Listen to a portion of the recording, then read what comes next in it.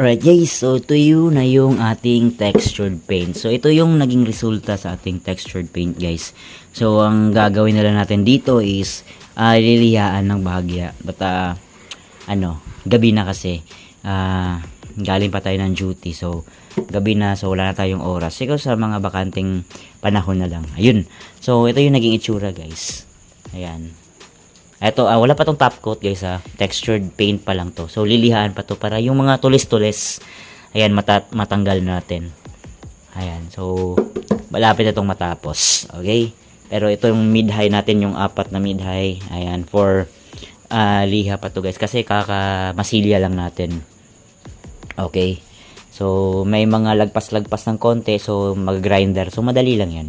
Ito, malapit na tong matapos. Ayan. Okay, maganda naman yung kinalalabasan guys. Ayan. So, matibay. So, hindi siya gasgasin. Ito. Ayan. So, matibay. Alright. So, update na lang ako guys sa mga susunod na video nito. Alright.